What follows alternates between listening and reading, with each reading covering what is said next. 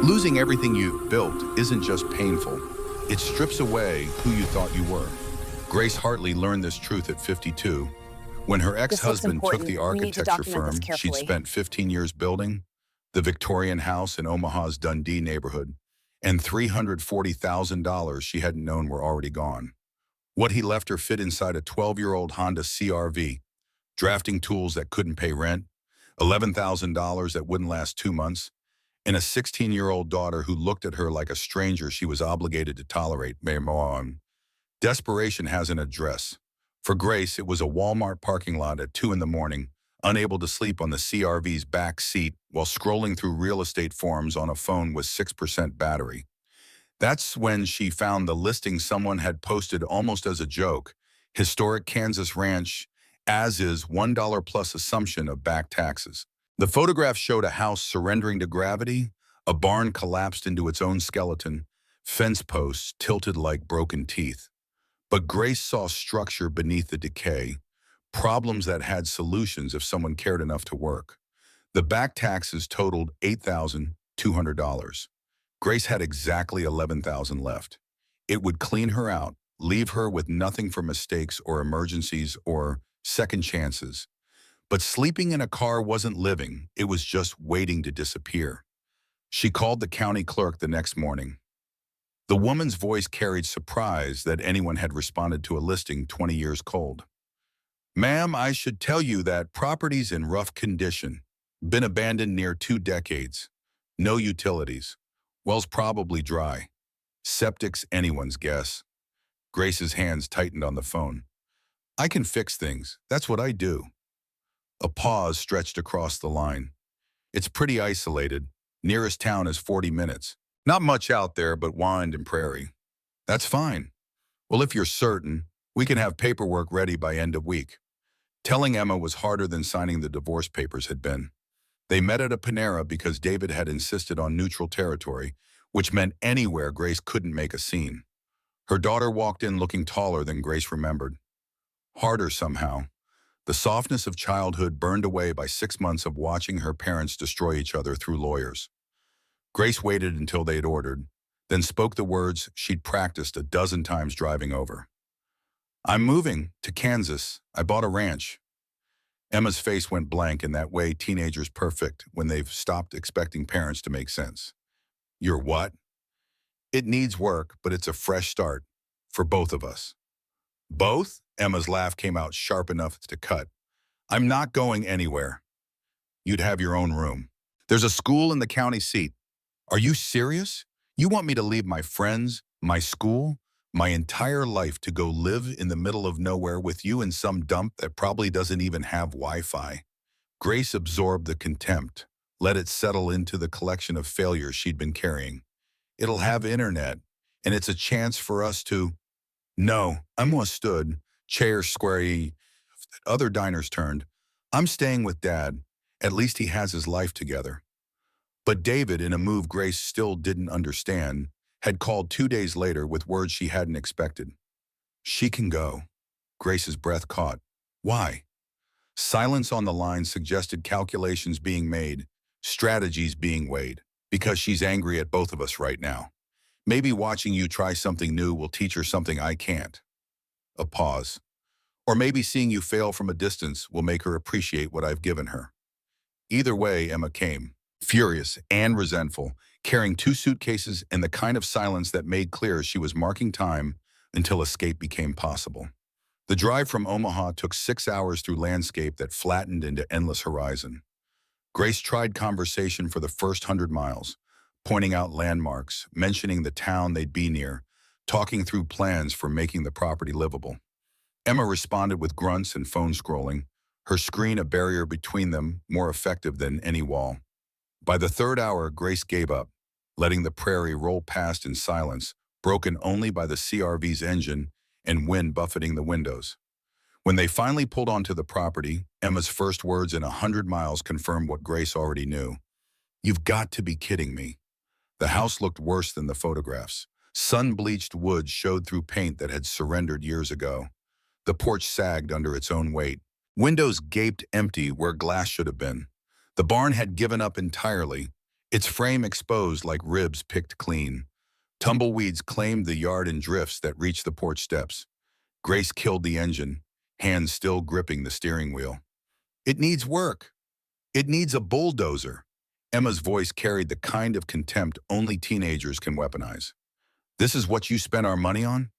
It's what I could afford. Then maybe you should have stayed in the car. Grace let that land without responding. She'd earned her daughter's anger through years of small surrenders, trusting David with the business finances, putting the house in his name, believing marriage meant partnership instead of watching someone plan your destruction from inside your own life. The divorce had been surgical, David's lawyer dissecting Grace's world with documentation that proved David had been preparing this for years. The firm was in his name. The house was in his name. The savings had migrated to accounts Grace couldn't touch. Even Emma's custody had been calculated. David's home deemed more stable, his income more reliable, his life more together. What Grace kept fit in a car, what she'd lost would take a lifetime to rebuild. They moved in anyway because nowhere else existed. Grace hauled debris from what would be Emma's bedroom for 3 hours. Broken furniture, mouse nests, decades of accumulated failure. She scrubbed surfaces until they were safe if not clean, set up a thrift store bed frame, helped Emma unpack while her daughter radiated fury without speaking. Grace's own room was smaller, just space for a cot and her tools. She spent that first night lying awake, listening to the house settle and creak, wondering if she'd made a catastrophic mistake or the first right decision in years. The neighbor appeared the next morning like a ghost materializing from prairie grass. Grace was surveying the barn's remains when movement at the property line caught her eye. A small figure, bent with age but moving with purpose. The woman stopped at the boundary, waiting. Grace walked over, hand extended. Grace Hartley, I just bought this place. Martha Sykes. The handshake was brief, the woman's skin paper-thin over bone. Live a mile east. Martha's eyes tracked across the property, and something moved in her face.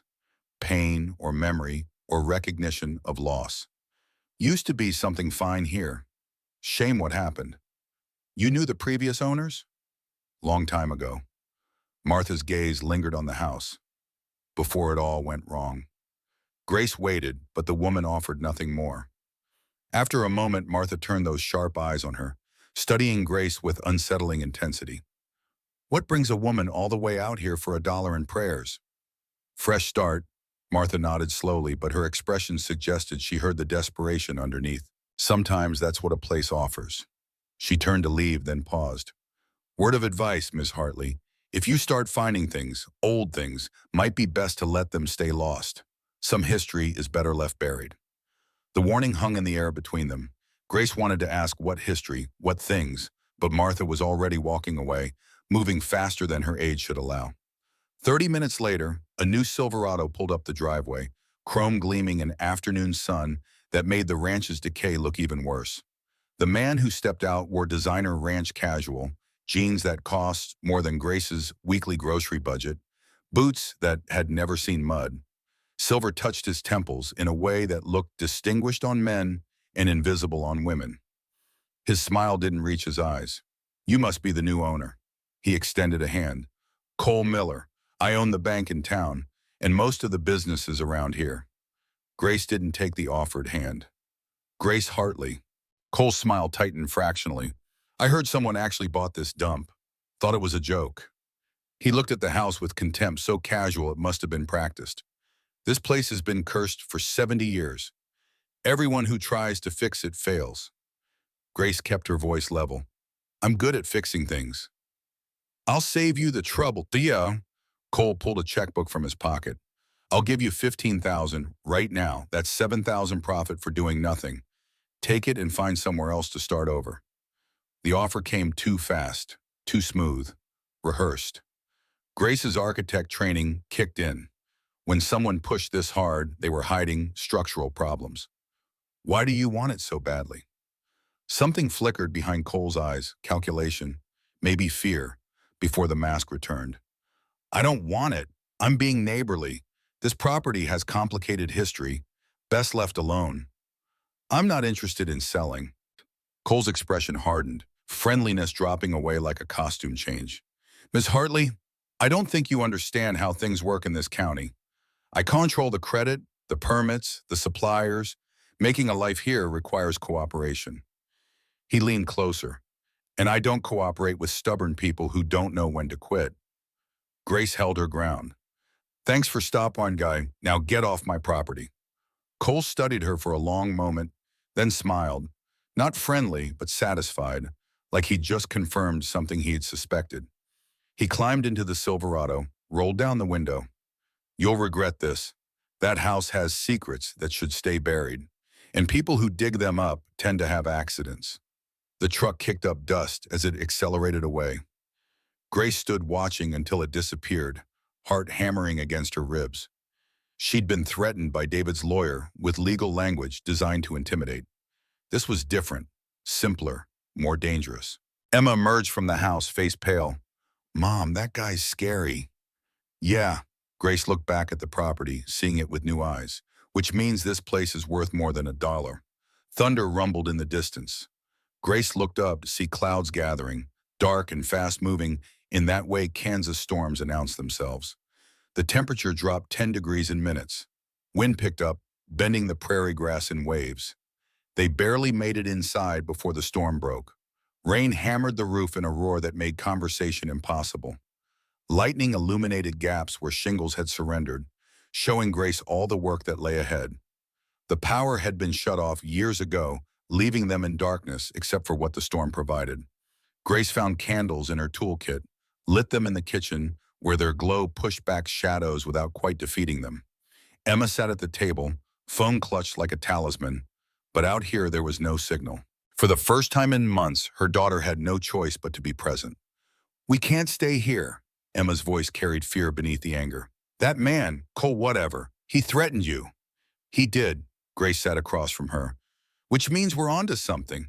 People don't threaten strangers unless those strangers are close to something they want kept hidden. Or he's just crazy and we should leave before he comes back.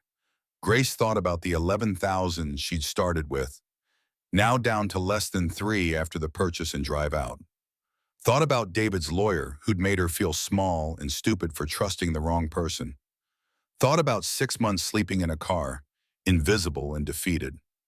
I've run enough, from the divorce, from the business, from Omaha. I'm done running. Emma looked at her mother like she was seeing someone new. You're serious. You're actually going to stay here and fight some rich guy who owns half the county. I'm going to figure out why he wants this property so badly, and then I'm going to make sure he doesn't get it. The storm provided cover for exploration. Grace had been meaning to clear the root cellar anyway. It would make decent storage once cleaned out. Now seemed as good a time as any. The cellar accessed through a trap door in the kitchen floor, steps descending into darkness that the candles barely touched. Emma followed without being asked, and Grace took that as progress. 70 years of abandonment had turned the space into layers of decay, mouse nests in corners, spider webs draped like torn curtains, debris piled against walls. But beneath it all, Grace saw good bones, limestone foundation hand-fitted by someone who'd cared about their work. Original beams still solid despite the years. They worked in silence, hauling debris up in wheelbarrow loads Grace had bought at a Goodwill in Omaha.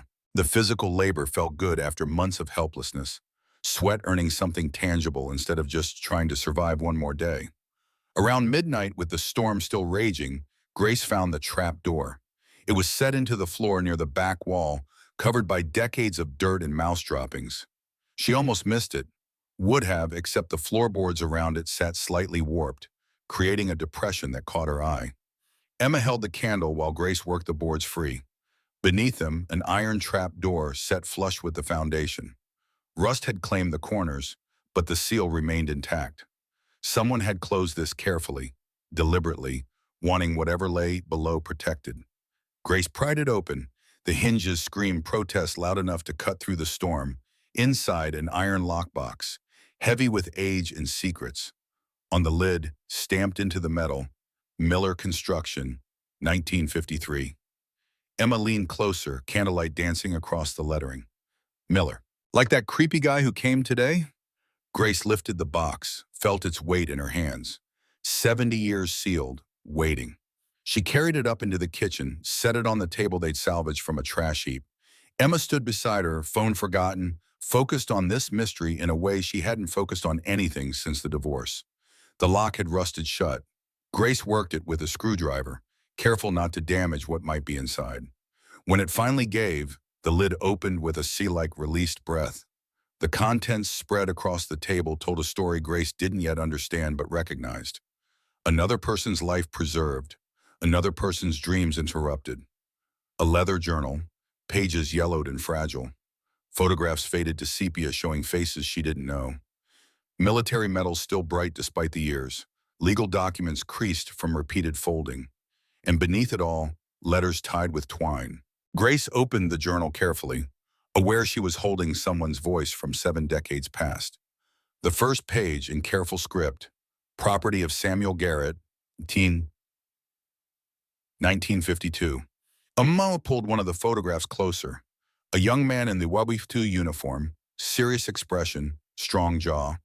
Another photo showed the same man older, standing beside a woman with kind eyes. A third showed them together in front of this house, but not the ruin Grace had bought. This house stood proud and new, paint fresh, porch straight, a home instead of a grave. Who were they? Emma's voice had lost its edge, replaced by something Grace hadn't heard in months. Curiosity. Grace read the first journal entry aloud, the storm providing percussion to words written when Eisenhower was president. March 15, 1952. Started the partnership with Jacob today. Signed the papers in town. Split everything 50-50 like we agreed. Jacob says we're going to build an empire out here. Says the land has potential most folks can't see. I believe him. He's got vision, that one. Together we're going to make this ranch something special. The optimism in those words hurt to read. Grace recognized the tone. She'd felt that way once, starting the architecture firm with David, believing hard work and fair dealing were enough. She flipped through more pages, watching the tone shift. The entries grew darker, optimism curdling into concern. June 1952. Jacob's been taking trips to the city, says he's meeting investors, setting up sales channels. Won't give me much detail. Says I should trust him on the business end while I focus on the ranch work. September 1952. Found discrepancies in the cattle count. Jacob says it's just sloppy record keeping, but I counted twice. We're short at least 20 head from what the books show. March 1953. Confronted Jacob about the missing cattle. He got angry, said I was questioning his integrity. Maybe I am, but something's not right. Money's going out that doesn't match what's coming in. Grace looked up. Emma was reading over her shoulder now, close enough that Grace could feel her daughter's breath. Keep going, Emma whispered. Grace turned pages, following Samuel Garrett's slow realization that he'd trusted the wrong person. The handwriting grew more urgent, entries more frequent. June 1953. I have proof now, financial records showing where the money went. Jacob's been stealing from our partnership since day one. The final entry stopped Grace cold. October 12, 1953. Tomorrow I confront Jacob with everything I found. I have the proof now, documentation he can't explain away. If he won't make this right, I'll take it to the authorities. This is still my ranch too. Still my name on the partnership. I won't let him steal what we built. Martha thinks I should be careful. Says Jacob's got a temper when he's cornered. But what else can I do?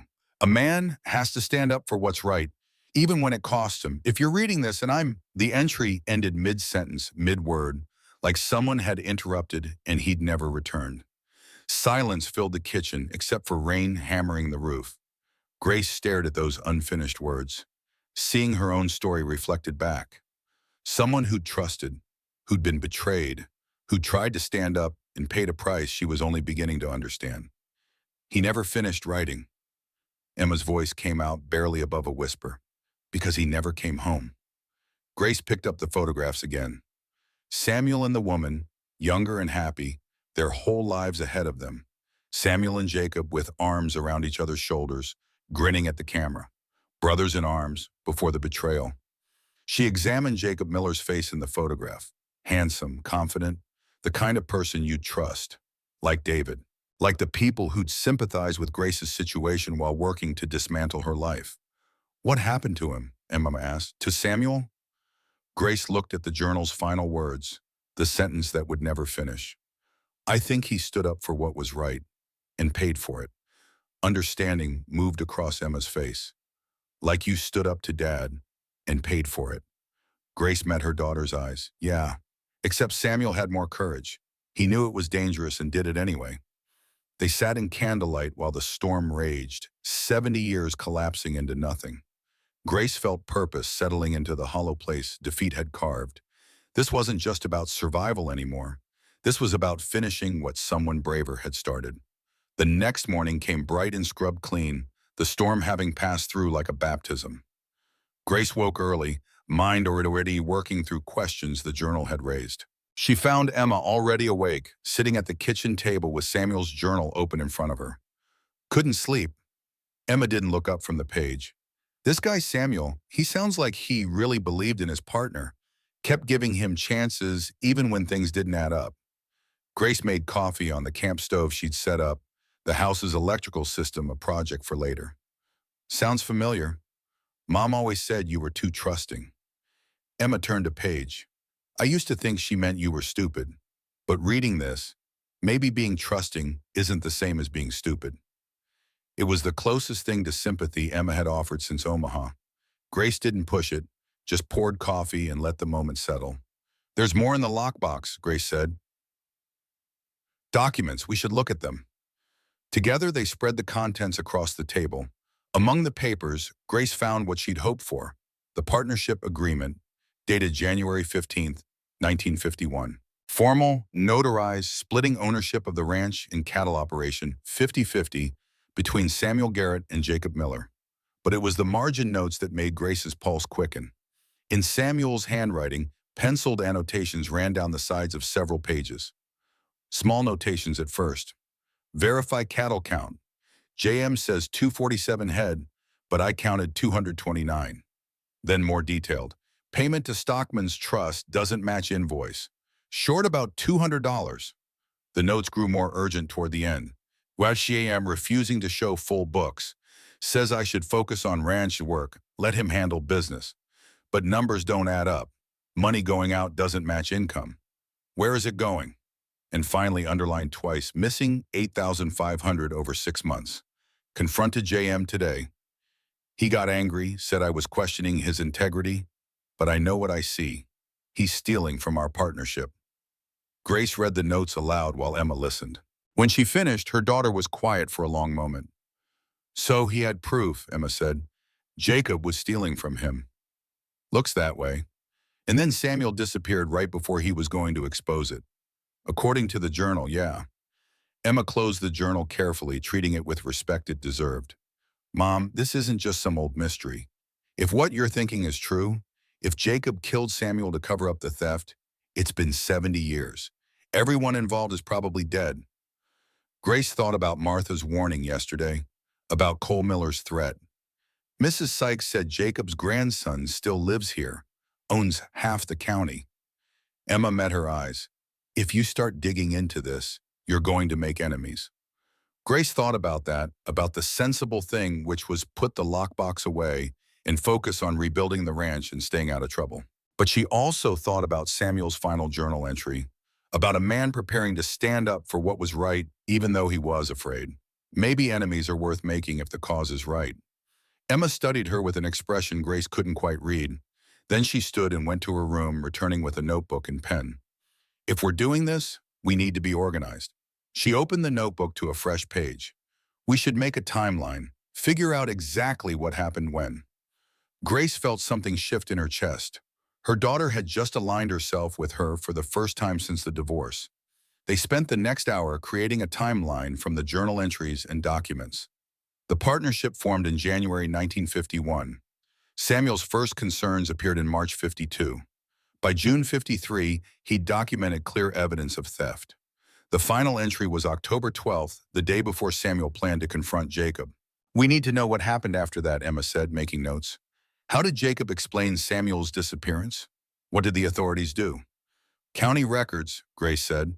There must be property records, police reports, something official. That afternoon, they drove to Ashford. the county seat 40 minutes away. The courthouse was old limestone that had probably been impressive in 1920, but now just looked tired. The clerk in the records office was a woman in her 60s who looked up from her computer with practiced disinterest. Grace gave her the property address and the year she needed, 1953 to 55. The clerk's fingers moved across the keyboard, pulling up digital scans of old documents. Here we go. Property seized for unpaid taxes and debts.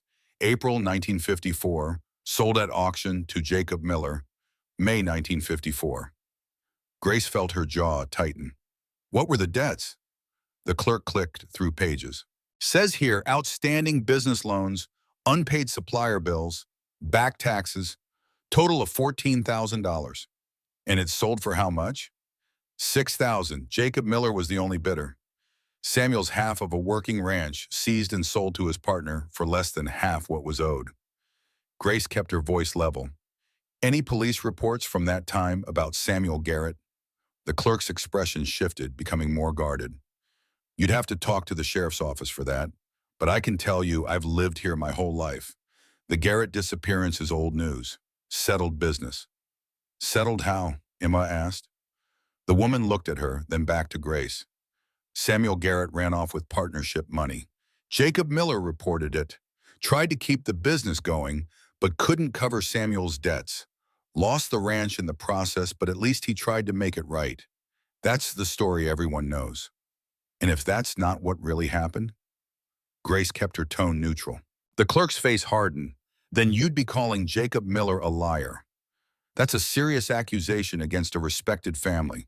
The Millers have been pillars of this community for generations. She leaned forward. I'd be careful about spreading rumors, especially if you're new here and don't understand how things work. It was a threat wrapped in advice, and Grace recognized it for what it was. They left the courthouse with copies of the property records. In the CRV, Emma was quiet until they were back on the highway. She was protecting them. Yeah, Grace watched Prairie roll past the windows. Everyone here knows the Millers. They're not going to believe some stranger showing up with questions. So what do we do? Grace thought about the partnership agreement with Samuel's handwritten notes, about the journal ending so abruptly, about Cole Miller's warning yesterday. We find more proof, enough that even the people who don't want to believe it can't look away. Where do we look? Samuel said he hid evidence where only truth seekers will look. We found the lockbox, but I think there's more. He knew he was in danger. He wouldn't have put all his proof in one place. They drove in silence for a while. Then Emma spoke, voice quiet in a way that made Grace's chest tighten. When Mom took everything, when her lawyer made it look like you were incompetent, did you fight back? Grace's hands tightened on the steering wheel. Not enough, not the way I should have. Why not? I was tired, defeated, felt like the world had decided I was a failure. And who was I to argue? But you're fighting now for someone you never even met. Grace glanced at her daughter. Maybe it's easier to fight for someone else than for yourself. Or maybe I needed to find something worth fighting for before I remembered how. Emma nodded and went back to looking out the window, but her hand resting on the seat between them had unclenched. She wasn't angry anymore. She was thinking, processing, maybe even understanding. When they got home, Grace stood on the porch looking out at the ranch. Somewhere on this property, Samuel Garrett had hidden more evidence. A man smart enough to hide one lockbox was smart enough to create backup plans. Where would you hide something if you knew you might not survive to retrieve it? Grace said aloud. Emma came to stand beside her, somewhere permanent, somewhere that wouldn't get cleared out or torn down, even if the property changed hands. They looked at each other, the same thought arriving simultaneously. The barn foundation. The barn itself had collapsed years ago, but the foundation remained. Limestone blocks weathered to the color of old bones. Whoever had built it knew their craft. The stones fit together with precision, mortar still holding in most places despite decades of neglect. They started their search at first light the next morning, working methodically along the perimeter. Grace showed Emma what to look for: loose stones, hollow spots, places where the mortar looked newer than the rest. The work was slow and hot, the autumn sun climbing higher as morning stretched toward noon. It was Emma who found it around 11, in a section where 3 stones sat slightly recessed from the others. The mortar around them looked different, lighter in color, not as weathered. Together, they worked the stones loose. Behind them, wrapped in oilcloth and sealed with wax, was a metal tube about 18 inches long. Grace's hands trembled as she opened it. Inside, rolled tight, was a document. She spread it carefully on the ground. Notarized statement, dated October 10th, 1953, 2 days before Samuel's final journal entry. I, Samuel Garrett, being of sound mind, make this statement as a matter of legal record. My business partner, Jacob Miller, has been systematically stealing from our joint cattle operation. What followed was detailed accounting. False cattle sales where Jacob kept the money, diverted payments from buyers, forged invoices showing expenses that never existed. Each allegation included dates, amounts, and names of witnesses who could corroborate. The statement concluded, should my death or disappearance occur under suspicious circumstances, I ask that authorities investigate Jacob Miller thoroughly. I have hidden copies of financial records and correspondence in multiple locations on this property. The truth is here for those willing to look. The statement was notarized by a clerk in the state capitol, someone outside Jacob's sphere of influence. Emma's voice came out breathless. This is it. This proves Jacob was stealing. It's evidence, Grace agreed, but it's circumstantial. It's Samuel's word against Jacob's, and Samuel's the one who disappeared. Also in the tube, tucked in the end, was a small folded paper. Grace opened it carefully. A hand-drawn map of the property, dated 1952. But unlike a normal property map, this one showed unusual detail. Underground water channels, mineral deposit indicators, areas marked with survey stakes. In the corner, in Samuel's handwriting, true value of the land, JM knows but won't discuss. Wiki? Grace studied the map with her architect's eye. Several areas were marked private, JM only. Jacob was surveying parts of the property without Samuel's knowledge, Grace said slowly, probably planning to claim the mineral and water rights for himself. Emma pointed to the markings. Could he do that if they were 50-50 partners? If Samuel disappeared and Jacob inherited the property, he could do whatever he wanted. Grace pulled out her phone, searched for the county assessor's information. She navigated through several screens before finding what she needed. Current ownership records for mineral and water rights on the old Garrett property. The rights had been severed from the surface property decades ago. They were held by a company called Miller Resources, LLC. Current value estimate made Grace's breath catch. $680,000. Emma stared at the phone screen, then back at her mother. The number sat there like an accusation. $680,000 in mineral and water rights that should have belonged to Samuel Garrett. Instead, they'd been registered to Miller Resources, LLC in 1954, right after the fraudulent property seizure. Jacob didn't just steal from the partnership. Grace felt cold certainty settle in her stomach. He orchestrated Samuel's disappearance to claim underground resources worth a fortune. And 70 years later, his grandson is still profiting. The company registration showed Cole Miller as principal owner. Grace traced the web of holdings, water rights across 3 counties, mineral claims on a dozen properties, most acquired during the 1950s when Jacob had been consolidating power. An empire built on theft and murder, still generating wealth for the family that had destroyed Samuel Garrett. We have to tell someone. Emma's voice carried urgency Grace recognized from the divorce, when her daughter had finally understood that her father's lawyer wasn't just being thorough, but actively dishonest. This isn't ancient history. They're still using stolen property rights. Grace thought about the county clerk's warning, about Cole Miller's threat on the porch 2 days ago. The local authorities wouldn't help. They were either bought or intimidated into protecting the Miller family legacy. There was a lawyer's office in Ashford. Rebecca something. Emma was already searching on her phone. Rebecca Chen. Her website says she takes civil rights cases and property disputes. A pause. Reviews mention she's not afraid of powerful defendants. Grace called the number, half expecting a secretary to screen her out. Instead, Rebecca Chen answered directly, her voice crisp and professional. Ms. Chen, my name is Grace Hartley. I recently bought the old Garrett Ranch in the county, and I found evidence suggesting the property was seized through fraud in 1954. The current holders of the mineral rights may have obtained them illegally. Silence on the line then. Can you come to my office this afternoon and bring whatever evidence you've found? Rebecca Chen's office occupied the second floor above a hardware store, accessed by exterior stairs that creaked under their weight. The reception area was small but organized, law books lining shelves beside framed diplomas from the University of Kansas.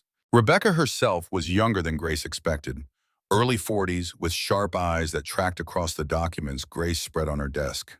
The partnership agreement, Samuel's notarized statement, the property map showing mineral deposits, the seizure records showing the fraudulent auction, Samuel's journal with its unfinished final entry, photographs of the well cap with Miller Construction stamped into the concrete. Rebecca read everything carefully, making notes in precise handwriting. 20 minutes passed in silence, except for pages turning. Finally, she sat back. This is remarkable. If authentic, and it looks authentic, this suggests significant fraud in a 1950s property seizure. Grace leaned forward. Can we do anything about it? Statute of limitations has passed on most criminal charges, but there might be grounds for a civil action regarding the property rights. If the seizure was fraudulent, subsequent transfers of mineral and water rights could be challenged. Rebecca's expression grew more intent. If you can prove Jacob Miller murdered Samuel Garrett to steal the property, the entire Miller family legacy collapses. Emma spoke up. So Cole Miller could lose everything? Everything traceable to the original theft, yes. Miller Resources LLC, their real estate holdings, possibly even the bank if we can prove it was capitalized with stolen assets. Rebecca paused. But you need more. You have motive, opportunity, documented theft. What you don't have is a proof of murder, a body, witness testimony, physical evidence linking Jacob to Samuel's death. Grace thought about the well sealed with fresh concrete bearing Jacob's company name. If we excavate the well, you need legal authority for that, police or state investigators. But the local sheriff? Rebecca shook her head. Tom Breslin's campaign was funded by Miller money. He won't help you. Then who will? State Attorney General's office. I can file a complaint, send them your evidence. They have authority to override local law enforcement. Rebecca's expression grew serious. But it takes time, weeks, maybe months to get investigators mobilized. Grace voiced the concern that had been building since Cole's visit. Cole Miller knows we found the well. What's to stop him from destroying evidence before investigators arrive? Nothing. In fact, I'd expect him to try. The words hung heavy between them. Rebecca pulled out a legal pad, began drafting language for the complaint. Grace watched her work, feeling the machinery of justice engage. Slow, bureaucratic, but finally moving in the right direction. When they left an hour later with Rebecca's promise to file the complaint that evening, Emma was quiet until they reached the CRV. We need to find more evidence before Cole destroys what's left. Grace nodded. Samuel's statement had mentioned multiple locations: the lockbox in the cellar, the notarized document in the barn foundation. Where else would a man planning for his own murder hide proof? Back at the ranch, they approached the search systematically. Grace's architectural training helped her think about spaces people overlooked, places that would survive decades of neglect. The root cellar extension off the kitchen had been on her list to clear anyway. Now she examined it with new purpose. The space was smaller than the main cellar, accessible through a low door that required ducking. Cobwebs thick as curtains draped the entrance. Emma followed with a flashlight while Grace worked her way deeper into the narrow space. The back wall showed limestone foundation like the rest of the house, but one section felt different under Grace's exploring fingers. A board that should have been flush sat slightly proud of the stones around it. She worked it loose carefully, aware that whatever lay behind had been hidden intentionally. Behind the board, tucked between foundation stones in a gap that would have been invisible unless you knew where to look, was another bundle wrapped in wax paper. Grace's pulse quickened as she pulled it free. Inside were letters, a dozen of them, all addressed to Samuel Garrett in different handwriting, but never signed. Grace carried them to the kitchen, where better light revealed their contents. The letters told a story of escalating threats, a murder planned in writing by someone too arrogant or too certain of their power to worry about evidence. June 1953. You need to stop asking questions. The business is what it is. Accept your share and be grateful. July. Your nosing around is causing problems. Some things are better left alone. Think about what you have to lose. August grew more explicit. This is your final warning. Drop your accusations or face consequences. You have a woman who cares about you. Consider her safety. September abandoned pretense entirely. Accidents happen to stubborn men. Fires, falls, disappearances. No one would be surprised if a rancher met a bad end. Grace's hands shook reading that one. Emma had gone pale beside her. The final letter was dated October 11th, 1953, one day before Samuel's last journal entry. Tomorrow morning, 6 a.m., the old well. Come alone if you want to settle this. Bring your evidence if you think it matters. We'll see what truth is worth. Emma's voice came out barely above a whisper. He lured Samuel to the well. Samuel went to confront him and never came home.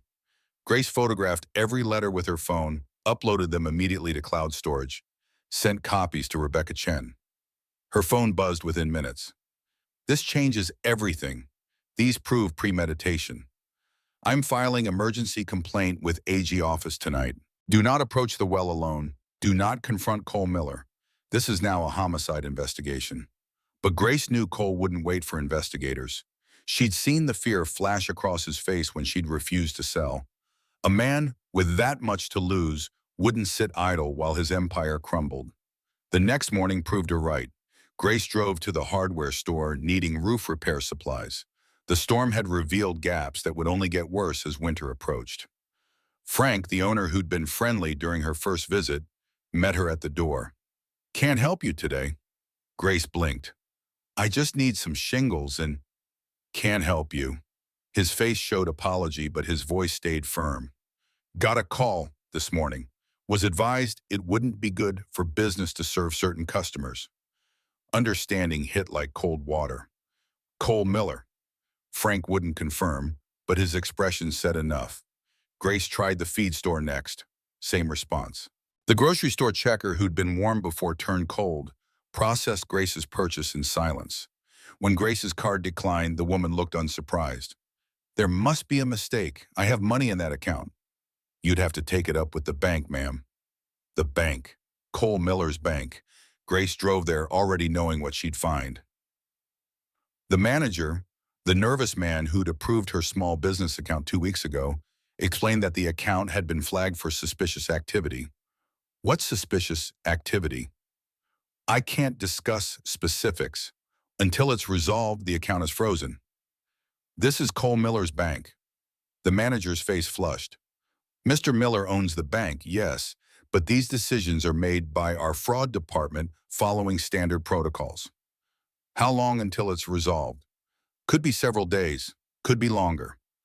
Grace left understanding the message. Every business in Ashford depended on Miller money. Loans, accounts, investments, political influence. Anyone who helped Grace would face consequences. Economic warfare, precise and effective. She returned home with just a can of gas for the generator. Emma waited on the porch, face worried. How bad? Grace listed it: hardware store, feed store, grocery store, bank. Her daughter's expression hardened with an anger Grace recognized. The same fury that had sustained Emma through the divorce when she'd finally seen how her father had systematically destroyed her mother's life. Can he actually do that? Just freeze your money? He owns the bank. He can do whatever he wants and justify it later. They had $3,000 cash hidden in the CRV, money Grace had kept separate in case David tried something similar during the divorce. That would last a few weeks if they were careful. But they needed to move faster, find enough evidence that state investigators couldn't ignore. Grace thought about Samuel's statement again. Multiple locations, evidence scattered across the property. The house itself remained largely unsearched. That evening, as temperature dropped and wind picked up in that way that warned of weather coming, they began a systematic examination of the interior. Emma suggested checking near the chimney where it would be warmest and driest. Grace tapped along the kitchen wall adjacent to the old stone chimney, listening for changes in sound. Most of the wall gave back a solid thunk. One section sounded hollow. She examined the plaster carefully. Original work, painted over many times, but there, barely visible if you knew what to look for, a seam. Someone had cut this section and replastered it. Grace broke through carefully, aware that whatever lay behind had survived 70 years and deserved respect. Behind the plaster, in a cavity between wall studs, sat a metal box smaller than the lockbox but sealed with the same care. Inside were financial records that made everything else look preliminary. Ledgers showing actual cattle sales versus what Jacob had reported to Samuel. The theft was methodical, consistent, averaging $1,500 per transaction. June 1952, actual sale $3,200. Jacob reported $2,000, pocketed $1,200. September, an actual sale $4,800, reported $2,400, stole $2,400. Page after page of systematic theft, each entry documented with dates and buyer names. Receipts for fake expenses, feed purchases from companies that didn't exist. Equipment repairs from Miller's own businesses, billing the partnership. Legal fees to county officials, who were clearly being paid off. Bank statements showed an account in Jacob's name only. Deposits matching the stolen amounts. Withdrawals to consulting fees and investment opportunities that Grace recognized as money laundering. The total documented theft exceeded $18,000, equivalent to nearly $200,000 today. But the smoking gun was a carbon copy of a letter from Jacob to the county clerk, dated March 1954, 5 months after Samuel disappeared. Per our agreement, attached as payment for expedited property seizure processing. The check stub showed $500 to the clerk. Jacob hadn't just killed Samuel. He'd bought the entire system that legitimized the theft. Grace photographed everything, hands moving on autopilot while her mind processed the implications. Emma stood beside her, voice tight when she finally spoke. He didn't just murder Samuel. He corrupted everyone. The clerk, the judge, the auctioneer. They all knew. The phone buzzed. Rebecca Chen, responding to the photos Grace had uploaded. I've been working with forensic accountants. This proves the entire seizure was fraudulent. If we can prove Jacob Miller murdered Samuel, every subsequent transaction is void. The mineral rights revert to Samuel's estate. Grace's mind raced ahead to the obvious question. Samuel's estate, who would inherit? That depends on whether he had a will, who his legal heirs were. We'd need to research that. But Grace, Rebecca's voice grew more urgent. If Cole realizes how close you are to unraveling everything, he won't stop at freezing your bank account. The warning came too late. Grace heard a vehicle approaching. Looked out to see Martha Sykes' old pickup pulling into the drive. The elderly woman moved with purpose despite her years, face grave. Martha didn't bother with pleasantries. My neighbor just saw trucks heading toward your property. Multiple trucks, heavy equipment. Grace felt ice settle in her stomach. Where on the property? Northeast corner, where the old well used to be. Emma was already grabbing her jacket. Grace snatched her phone, car keys, the camera she'd bought at a pawn shop in Omaha. They piled into the CRV, Martha climbing in back without asking, and Grace drove toward the well site with headlights off. Half a mile from the location, she killed the engine. They approached on foot through prairie grass tall enough to hide in. The sun had set an hour ago, but portable floodlights illuminated the well site like a stage. 3 trucks, 6 men, a cement mixer. Cole Miller stood directing operations, his voice carrying across the prairie. 2 feet thick this time. No one's getting through that without a court order and a jackhammer. And by the time they get approval, the concrete will be cured solid. One of the workers gestured at the old cap. What about the investigation you heard about? Cole's laugh carried contempt. Let them investigate. Without a body, they have nothing. Just a crazy woman's theories in a 70-year-old missing person case. Grace filmed everything. Cole's face clear in the floodlights. License plates on the trucks. Miller Construction logo on the cement mixer. Men breaking up the original 1953 cap, pouring fresh concrete over the entire well opening. The operation took 30 minutes. When they finished, the well site looked like untouched ground, smooth concrete extending 3 feet past the original cap in all directions, 2 feet thick, reinforced with rebar. Cole had been thorough. He walked the perimeter checking the work, then pulled out his phone. Grace's camera caught him clearly as he made the call. It's done. Tell the family it's handled. No one will ever prove what's down there. Then he turned, looked directly toward where Grace, Emma, and Martha hid in the darkness. I know you're out there, Miss Hartley. Grace froze, finger still on the camera button. Cole's voice carried across the prairie. And I know what you're thinking, but this well is on property I have mineral rights to. I have every legal right to seal abandoned water sources for safety. He walked closer to their position. Grace's heart hammered against her ribs. By the time your investigators get their paperwork together, this'll be solid as bedrock. Good luck proving what's underneath. He climbed into his truck. Before driving away, he rolled down the window for one final shot. Oh, and Miss Hartley, your daughter's school records were flagged for residency verification issues today. Seems there's questions about whether you actually live in this district. Would be a shame if she couldn't attend public school come fall. The convoy drove away, leaving them in darkness. Emma was shaking beside Grace. Martha's breathing had gone ragged. They waited until the trucks disappeared, then approached the site. Where the original well cap had been visible, now stretched fresh concrete, smooth, featureless, hiding 70 years of secrets under modern material designed to last decades more. Emma's voice broke. He destroyed it. Now we can't prove anything. But Grace was already uploading the video to cloud storage, sending copies to Rebecca. No, he just proved everything. What do you mean? Destruction of evidence is a crime, and we have video of him doing it. The phone rang before they reached the CRV. Rebecca, her voice tight with suppressed excitement. I saw your uploads, the letters, the financial records, and now video of Cole destroying the well. This is enough. I'm meeting with State AG investigator tomorrow morning, showing them everything. Cole said without a body, we have premeditation in the threatening letters. We have motive in the financial records. We have his company's name on the original well cap, and now we have him destroying a potential crime scene on video. Rebecca paused. Grace, this isn't just a cold case anymore. This is active obstruction of justice. That changes everything. After the call ended, they sat in the CRV while Grace's pulse slowly returned to normal. Martha spoke from the back seat, her voice carrying weight they hadn't heard before. It's time I told you the whole truth. They drove to Martha's small house, the three of them crowding into her sparse living room. Martha moved with purpose now, pulling out a box from a locked cabinet Grace hadn't noticed before. I've been waiting 70 years for someone like you to come along. Someone who'd care enough to look, brave enough to fight. She set the box on the coffee table. Someone worthy of finishing what Samuel started.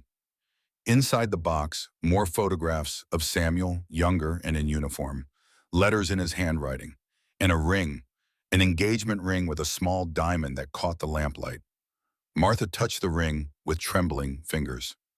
Samuel Garrett and I were engaged in August 1953.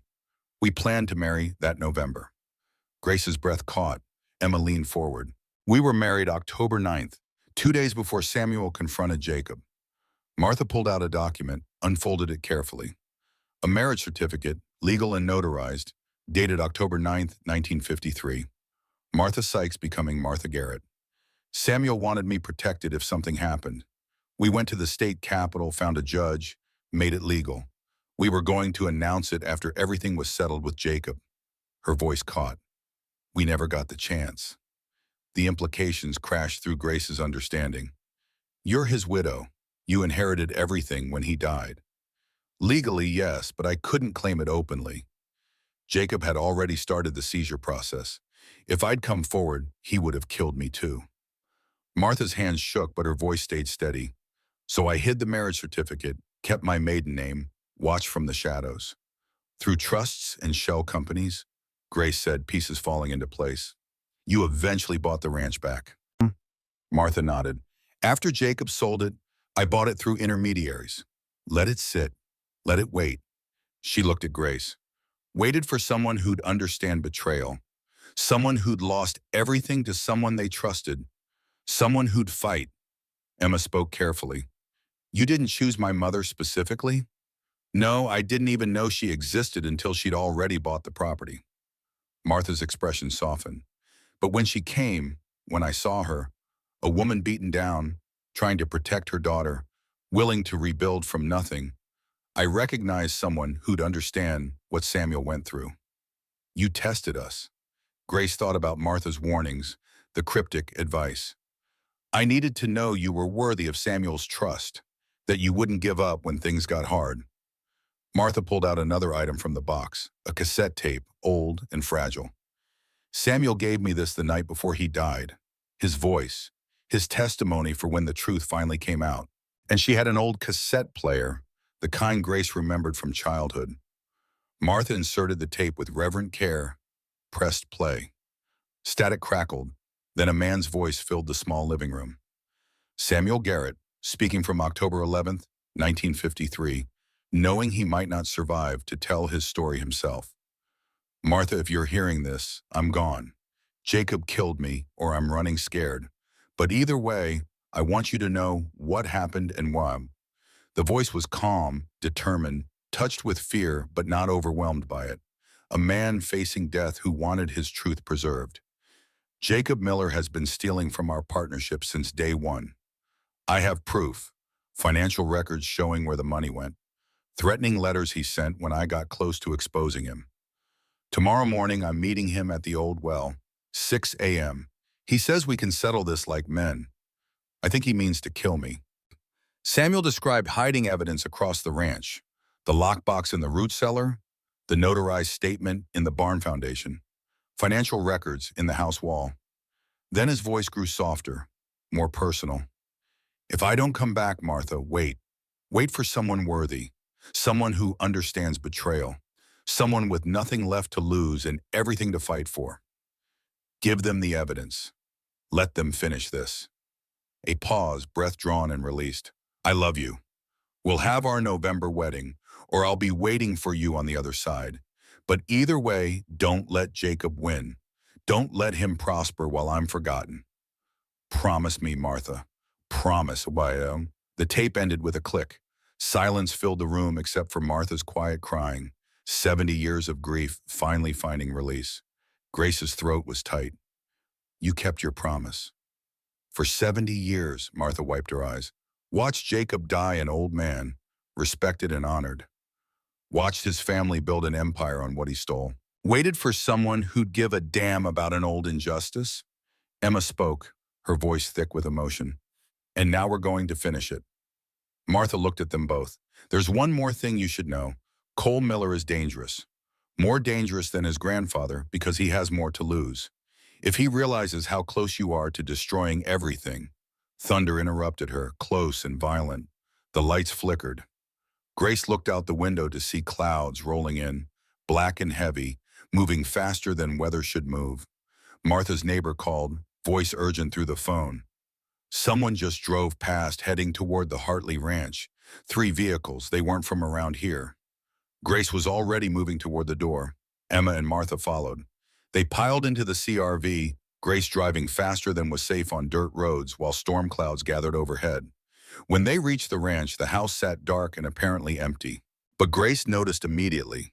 The front door hung slightly open. She hadn't left it that way. Stay in the car. Grace reached for the hammer she kept behind the seat. Engine running. If I'm not out in 2 minutes, drive to town. Go public, safety in numbers.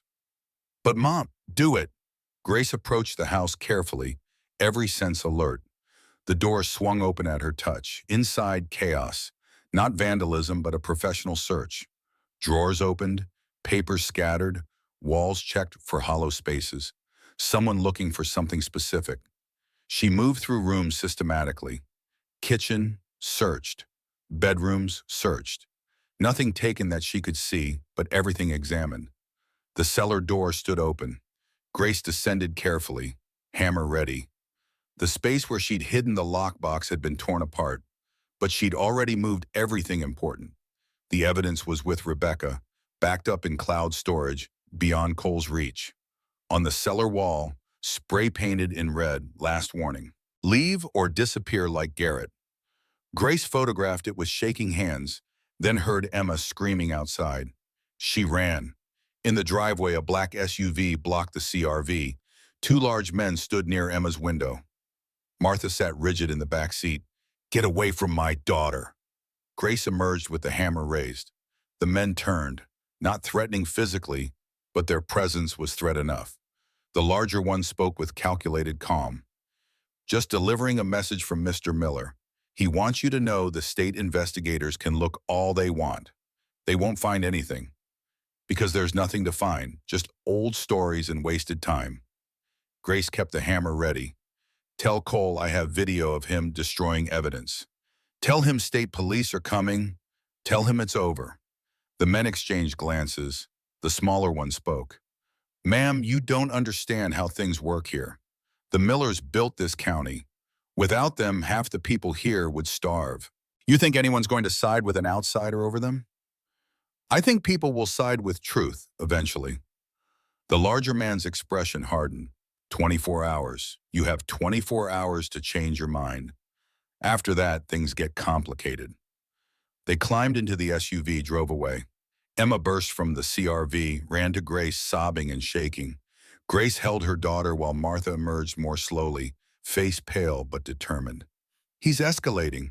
Martha's voice carried the weight of experience. This is what Jacob did. Economic pressure first, then intimidation, then violence. Cole learned from the best.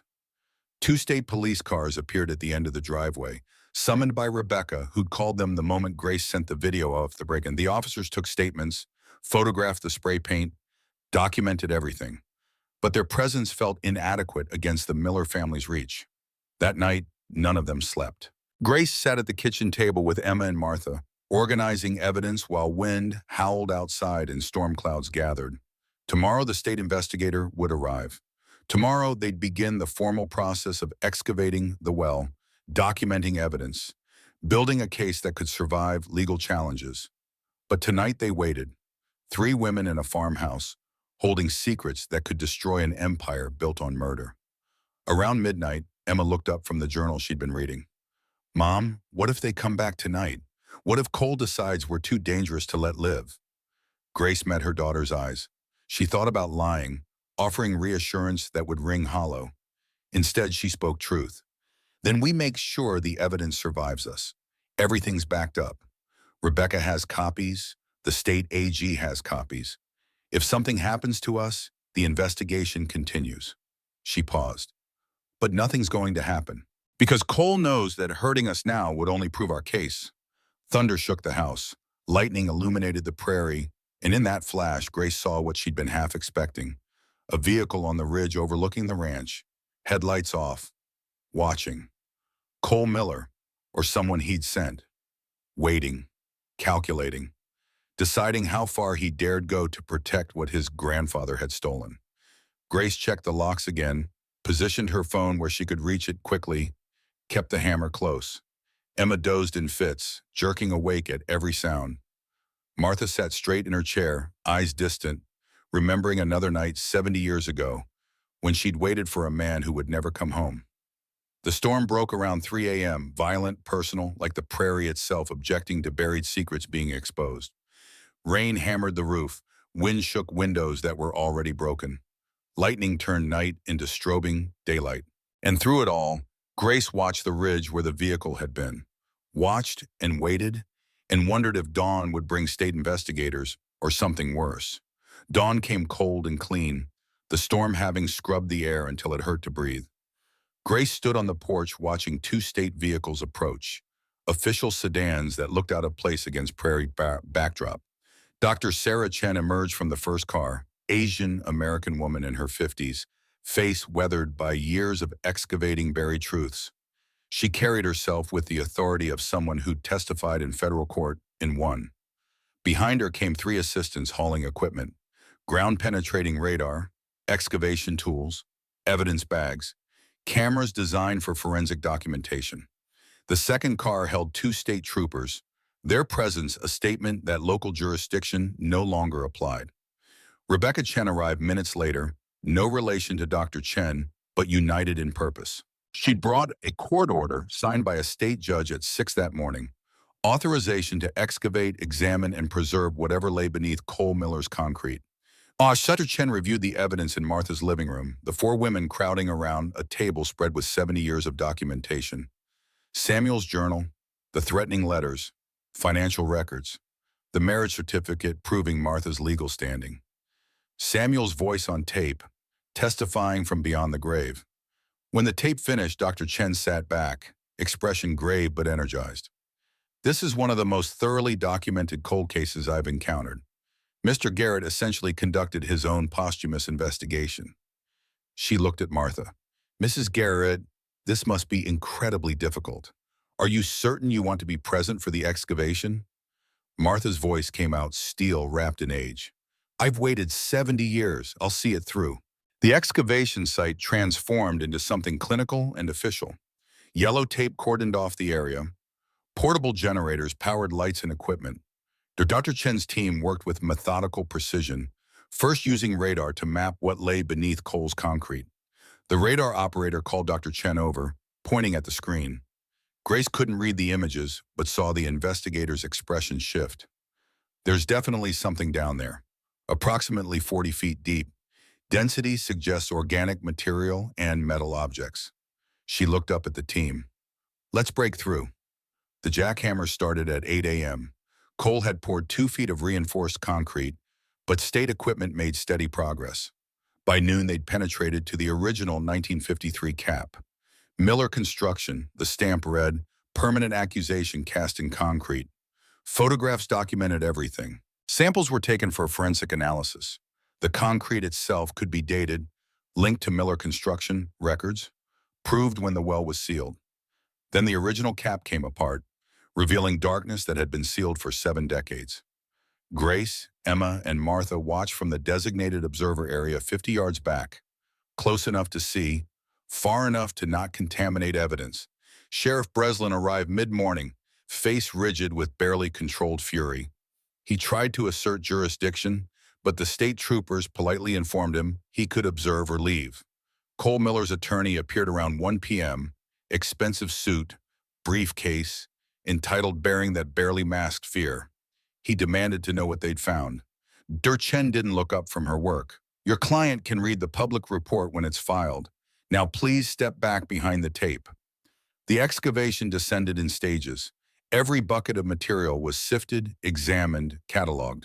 The team worked in shifts, maintaining sterile conditions as much as possible in open air. Around 4 p.m., Dr. Chen emerged from the well shaft and walked to where Martha waited. Her face was professional but kind. Mrs. Garrett, we found human remains. We'll need dental records for official identification, but we also found this. She opened an evidence bag containing a gold signet ring, tarnished but intact.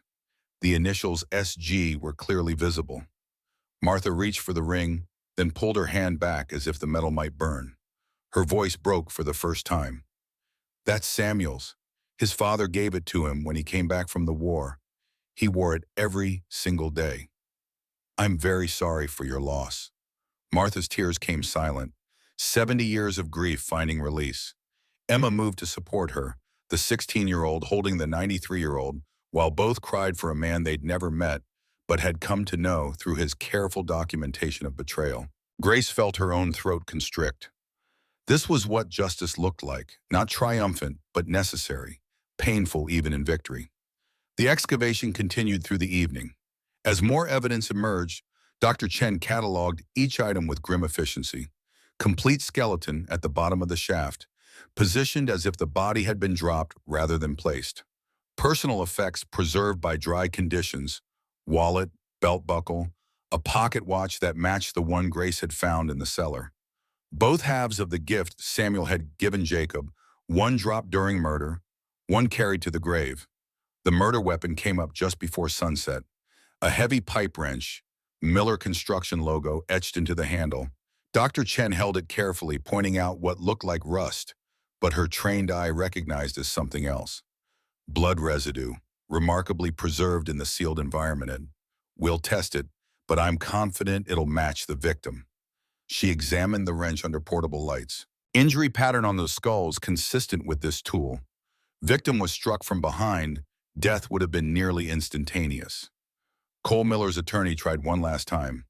You can't prove my client's grandfather committed any crime. Jacob Miller is long dead. Dr. Chen cut him off with the precision of someone who dealt with too many lawyers protecting the guilty. We can prove Jacob Miller's company sealed this well in 1953. We can prove Samuel Garrett disappeared that same year after documenting a theft and receiving death threats. We can prove the murder weapon belongs to Miller Construction. And we have video of your client destroying evidence by pouring concrete over this site 2 nights ago. She gestured to the state troopers. That's not a 70-year-old case. That's active obstruction of justice happening this week. The troopers moved toward Cole's attorney. Where's your client now? The lawyer's face went pale. I'll need to call him. Do that. Tell him we have a warrant for his arrest.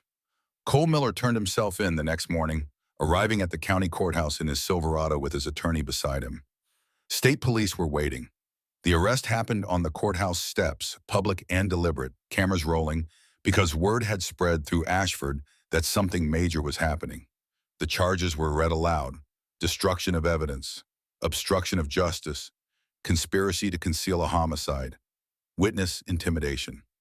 Cole's face cycled through shock, anger, calculation, finally settling on fear as handcuffs clicked around his wrists. You can't do this. I'm a pillar of this community. The state trooper's voice carried no sympathy. You're under arrest, Mr. Miller. You have the right to remain silent. A small crowd had gathered, townspeople who'd lived under Miller influence for generations, watching that power crumble in real time. Grace stood at the back with Emma and Martha, bearing witness. Cole caught sight of them as he was led to the patrol car. His final outburst carried across the courthouse lawn.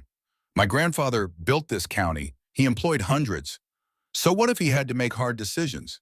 Samuel Garrett was weak. He would have failed anyway. Silence followed. Then someone started a slow clap. Not applause, but mockery of his defense. Others joined. The sound built until Cole was loaded into the car, his attorney climbing in beside him, both disappearing behind tinted windows. Sheriff Breslin announced his resignation that afternoon, citing personal reasons. Everyone understood the real cause. State investigators had found campaign finance violations, evidence of payoffs from Miller accounts, decades of looking the other way.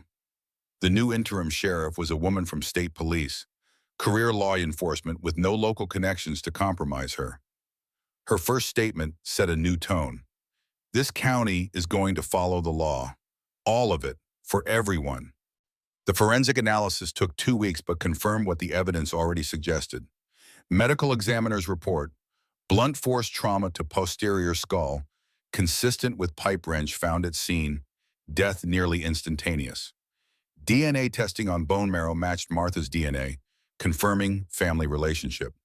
Dental records from Samuel's military service provided final identification. The blood on the wrench was type A positive, matching Samuel's documented blood type. Forensic dating of the concrete matched Miller Construction's 1953 formulation. Every technical detail supported what Samuel's documentation had already proved. Rebecca filed civil suit challenging the 1954 property seizure. The evidence was overwhelming. Bank records showed Jacob had paid county clerk $500, judge $1,000, auctioneer $300, all documented in ledgers Samuel had hidden and Grace had found.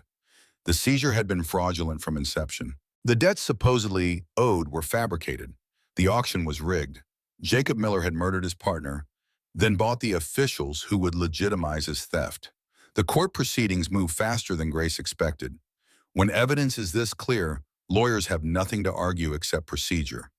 Cole's attorney tried delaying tactics, filing motions about statute of limitations and legal standing. Rebecca demolished each argument. The original fraud makes every subsequent transaction void. The 1954 seizure was obtained through conspiracy and murder. My client, Martha Garrett, is the legal widow and sole heir of Samuel Garrett. The property, the mineral rights, the water claims, all of it reverts to her estate. The judge, a federal appointee with no local connections, ruled in Martha's favor. The decision was comprehensive and damning. The court finds that Jacob Miller murdered Samuel Garrett on or about October 13, 1953. The property seizure of 1954 was procured through fraud, bribery, and conspiracy. All subsequent transfers of property, mineral rights, and water claims are hereby voided.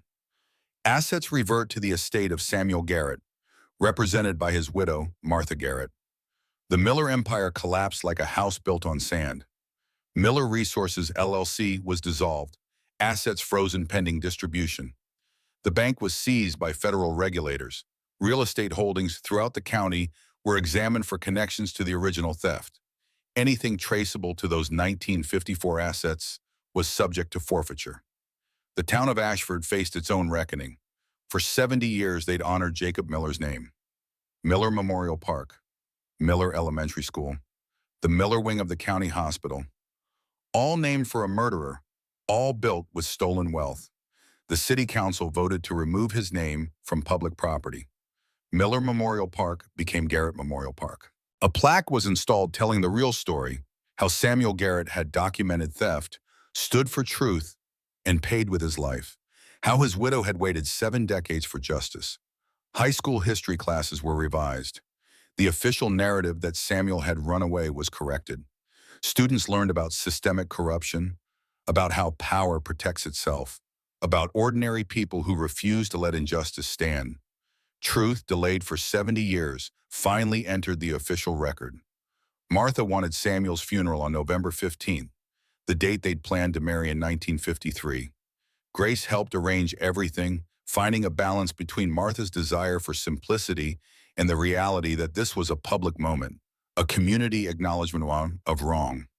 The service was held at the ranch, Samuel buried on the eastern slope overlooking the prairie he'd loved.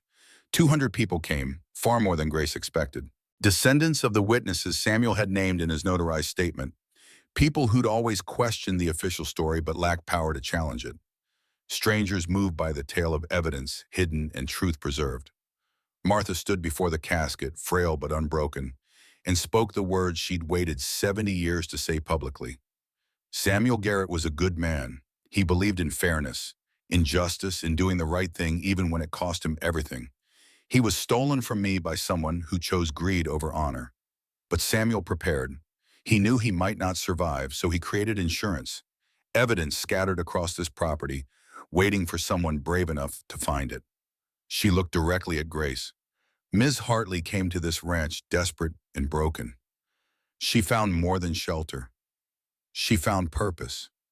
She finished what Samuel started. She gave him justice. She gave me peace. Martha's voice strengthened, carrying across the assembled mourners. Today we lay Samuel to rest, not as a thief who ran away, not as a footnote in someone else's story, but as a man who stood for truth, who documented everything, who trusted that someday someone would care enough to look. She placed a single rose on the casket. Rest now, my love. Our November wedding was delayed 70 years, but we're together now, and the truth is finally told. The casket was lowered into Kansas soil. Grace stood with Emma on one side, Rebecca on the other, watching Martha fulfill a promise that had sustained her through 7 decades of waiting. When it was done, Martha looked smaller somehow, as if justice accomplished had taken the last of her strength. 6 weeks later, on a December morning when snow fell soft across the prairie, Martha passed in her sleep. She was 93, had lived to see every goal accomplished. Samuel properly buried, his name cleared, justice served. The ranch she'd protected through shell companies and patient waiting was secure in Grace's hands. Martha's will was brief and clear. Everything, the ranch, the mineral rights, the settlement from the Miller estate, went to Grace Hartley. One condition, the property must always be called Garrett Hartley Ranch, honoring the man who built it and the woman who saved it, the will specified. Martha left a personal note in a sealed envelope, opened after her death. Dear Grace, I didn't choose you. Fate did. But I recognized in you what Samuel had. Integrity that couldn't be bought or intimidated. Use this gift to build something honest. Raise your daughter with the values Samuel died defending. Remember, truth delayed is not truth denied. With gratitude, Martha. Grace read the letter in Martha's empty house, Emma beside her, both crying for the second time in 2 months. The funeral was smaller, more intimate. Martha had outlived most of her generation. But Grace made sure Samuel's name was on the headstone beside Martha's. Samuel Garrett, 1922-1953, beloved husband, honest man. Martha Garrett, 1931 to 2024, beloved wife, faithful heart. Truth delayed is not truth denied. Winter passed into spring. The ranch transformed under Grace's careful attention. She used part of the settlement money to hire local contractors, people who'd lost work when the Miller businesses collapsed, grateful for employment that didn't require compromising their integrity. The house received a new roof first, then windows, siding, fresh paint in colors that matched the photographs from 1952. Grace preserved original details wherever possible. The hand-fitted limestone foundation, the craftsman woodwork, the stone chimney that had hidden evidence for 70 years. The barn was rebuilt using the original frame where it was salvageable. Grace designed the restoration herself, architectural drawings that honored the structure's history while making it functional for modern use. She converted part of it into an office for the architecture practice she was restarting. Hartley Restoration Architecture, the sign read, specializing in historic preservation. Her first client was the city of Ashford, asking her to restore the old courthouse. The irony wasn't lost on anyone. The building where corrupt officials had legitimized Samuel's stolen property, now being restored by the woman who'd exposed that corruption. Grace approached the work with professional distance but personal satisfaction. She uncovered original details that had been covered in cheap 1970s renovations.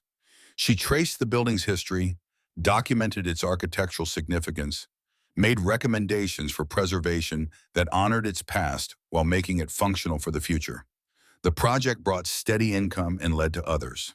A historic theater in the county seat, a Victorian mansion being converted to a museum, a Depression-era school building slated for demolition until Grace showed the city council how restoration could cost less than replacement while preserving community history. The mineral rights provided passive income, $40,000 per year from a legitimate mining company that leased the extraction rights. Grace set most of it aside for Emma's education. Her daughter had been accepted to Kansas State's engineering program with a full academic scholarship, planning to specialize in sustainable architecture. "So I can work with you after graduation," Emma explained one evening over dinner in the restored ranch kitchen. "Build things that matter, make things that last." Grace's relationship with David evolved into something civil, if not warm. He visited twice, saw what Grace had built from nothing, met the community that had come to respect her. His new wife was pleasant enough, their discomfort with prairie isolation obvious but polite.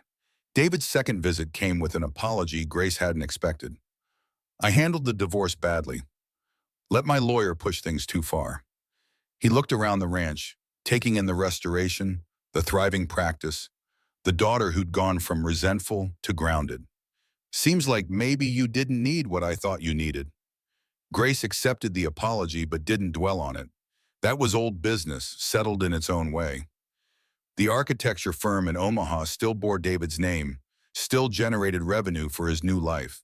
Grace had built something different here, smaller, more meaningful, entirely her own. One year after buying the ranch for $1, Grace stood on the porch watching sunset paint the prairie gold and crimson. The sign at the property entrance had been installed that morning. Garrett Hartley Ranch, Esterin 1951. Restored 2024. Emma joined her, bringing 2 mugs of coffee. They sat in comfortable silence, mother and daughter who'd survived betrayal and found purpose on the other side. "You know what Professor Martinez said when he read my admission essay?" Grace looked at her daughter. "He said integrity is a lost art, and watching someone fight for truth, even when it costs them everything, that's the most important education anyone can have." Emma paused. "He said I'm lucky to have a mother who showed me that." Grace felt tears prick her eyes. "I'm lucky to have a daughter who stood with me. Even when you were angry at first, even when staying would have been easier, you stood anyway. That's courage." The October evening was perfect, temperature dropping as stars emerged. Grace thought about the journey that had brought them here. From a Walmart parking lot at 2 a.m. to a restored ranch worth over $1 million. From sleeping in a car to building a practice that mattered. From broken to whole, not because the wounds had healed, but because she'd found purpose that made the scars worthwhile. A car appeared on the access road. Grace tensed reflexively before recognizing Rebecca Chen's sedan. The lawyer had become a friend over the months, someone who understood what it cost to stand against power. Rebecca climbed the porch steps carrying a bottle of wine and news. Cole Miller was sentenced today. 5 years federal prison for obstruction of justice. The judge made specific mention of him destroying a crime scene to protect his family legacy. Emma raised her coffee mug. To justice, even when it's 70 years late. They drank to that, the three of them watching stars emerge over prairie that had kept secrets for 7 decades. Rebecca had more news. I got a call yesterday from a woman in Colorado, Jessica Torres. She thinks something similar happened to her grandmother in 1968. Business partner fraud, suspicious disappearance, official story that never added up. She found documents hidden in the family home, a journal that ends mid-sentence. Grace met Rebecca's eyes, understanding what was being offered. You want me to help her? I think you're uniquely qualified. You know what to look for, how to organize evidence, how to stand against people who've spent decades protecting lies. Rebecca paused. Samuel's case is getting national attention. People are realizing their own family stories might not be what they were told. There are probably dozens of cases like this, hidden evidence waiting for someone who cares enough to look. Grace thought about that, about the satisfaction of finishing what Samuel started, about Martha's 70-year wait finally rewarded, about the possibility of helping others find the same resolution. I'd need to balance it with my practice, with being here for Emma. I know, I'm not suggesting you become a full-time investigator.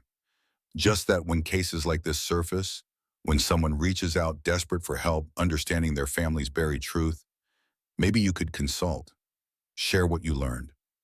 Emma spoke up. Do it, Mom. You're good at this. You care about it. And honestly, watching you fight for Samuel, that taught me more than anything Dad's money could have bought. Grace considered. Her practice was stable, providing steady income. Emma was leaving for college in 8 months. The ranch ran itself now, winter approaching meaning less outdoor work required. She'd have time. More than that, she'd have purpose beyond just survival. A way to honor what Martha and Samuel had taught her, that truth matters, that justice can wait but shouldn't have to, that ordinary people can defeat entrenched power if they refuse to give up. Tell Ms. Torres to send me what she's found. I'll take a look. Rebecca smiled. I already gave her your number. She's overnighting documents tomorrow. They sat on the porch as temperature dropped and darkness deepened. Somewhere in the distance, coyotes called to each other, lonely and wild. The prairie stretched endless in all directions, holding its own secrets, offering its own possibilities. Grace's phone buzzed. A text from an unknown number. Ms. Hartley, my name is Jessica Torres. Rebecca Chen gave me your contact. I found my grandmother's journal. It ends October 1968, mid-sentence right before she was going to confront her business partner about theft. She disappeared the next day. Everyone said she ran away. But I found letters hidden in her house. Threats, just like in the news stories about Samuel Garrett. Can you help me? Grace looked at the message, then at Emma, then at the ranch that had given her everything when she had nothing. She typed back, yes, tell me everything. Because this was what mattered now, not the money or the property or even the restoration of her own life, but the chance to give others what Martha had given her. Purpose, direction, the knowledge that standing up for truth, even truth buried for decades, was always worth the cost. The ranch lights glowed warm against prairie darkness. Inside, walls that had hidden evidence now protected new beginnings. The cellar that had concealed Samuel's lockbox now stored Grace's architectural drawings. The barn that had sheltered livestock now housed drafting tables and restoration plans. Everything transformed, but nothing forgotten. The past honored, the present built on foundations that would last. Emma stood to go inside, paused at the door. You know what the best part is? Not the money or the house, or even justice for Samuel, though all that matters. Grace waited. The best part is watching you become who you were supposed to be all along. Before Dad. Before the divorce. Before you forgot that you were someone worth fighting for. Emma went inside, leaving Grace alone with stars and prairie and the weight of words that landed like grace. She thought about the woman she'd been a year ago, broken, defeated, invisible, sleeping in a car because she'd run out of places to fall. That Grace had bought a ranch for $1 because she had no other options. This Grace sat on a restored porch, running a thriving practice, preparing to help strangers find their own buried truths. This Grace had a daughter who respected her, a community that valued her work, a purpose that went beyond mere survival. The transformation hadn't come from money or property or even justice served. It had come from refusing to give up when giving up would have been easier, from standing with Martha and Samuel against power that seemed unbeatable, from finishing what a braver person had started 70 years ago. Truth delayed is not truth denied. Martha had chosen those words for her headstone, and Grace understood why. Justice might take decades, might require patience and pain, and people who died before seeing resolution. But truth waited. Truth survived. Truth found its way to light if someone cared enough to dig. Grace pulled out her phone, began drafting an email to Jessica Torres, asking for specifics, what documents existed, what the official story claimed, who held power in her grandmother's town. Building the foundation for another investigation, another fight against lies that had stood too long. The work would be hard. The powerful would resist. There would be threats, intimidation, attempts to make her give up or go away. Cole Miller's final words as he was arrested echoed in her memory. His grandfather had built the county, employed hundreds, made hard decisions. But those hard decisions included murder, theft, corruption that had rotted an entire community for generations. And Grace had learned something this year that she'd carry forward into every battle. Sometimes the hardest decision is the right one. Sometimes standing alone against power is the only choice worth making. Somewhere out in the darkness, beyond where porch light reached, two graves rested side by side. Samuel and Martha, together at last, their story finally told, their truth finally honored, their wait finally over. Grace raised her coffee mug toward those graves, a silent toast to the people who'd given her more than property. They'd given her purpose. Tomorrow she'd start helping Jessica Torres. Tomorrow she'd meet with the County Historical Society about documenting Samuel's story. Tomorrow she'd review blueprints for the theater restoration and make calls about Emma's college housing. But tonight belonged to gratitude, for second chances, for buried evidence that waited patiently to be found, for the understanding that sometimes you have to dig through someone else's tragedy to excavate your own strength. The prairie wind picked up, carrying scents of autumn turning toward winter. Inside the house, Emma was probably video chatting with college friends, planning her future with the confidence of someone who'd watched her mother rebuild from nothing. Grace sat until the cold drove her inside, until stars filled the sky so completely they seemed close enough to touch. She locked the door, habit now rather than fear, and walked through rooms she'd restored with her own hands. In her bedroom, the one she'd scrubbed clean that first terrible day, Grace looked out at the ranch that had saved her by giving her something worth saving. The barn where evidence had hidden for 70 years. The prairie that had witnessed murder and kept secrets until someone brave enough to listen had arrived. She thought about the question Emma had asked weeks ago. Was it worth it? Everything they'd been through, everyone they'd fought, everything they had risked. A year ago, Grace had owned $11,000 and a car. Tonight, she owned a ranch, a thriving practice, her daughter's respect, and the knowledge that she could stand against injustice and win. Yeah, it was worth it. She turned off the light, let darkness settle around her. Tomorrow would bring new challenges, new fights, new opportunities to prove that truth mattered more than power. But tonight she slept without nightmares, without fear, without the weight of defeat crushing her chest. She slept in a home she'd built, on land she'd earned, surrounded by proof that ordinary people could accomplish extraordinary things if they just refused to give up. Outside, the sign swayed gently in prairie wind. Garrett Hartley Ranch. Two names, two stories, two people who'd stood for truth when standing would have been easier to abandon. The ranch that cost $1 had given back more than money could measure. It had given Grace herself.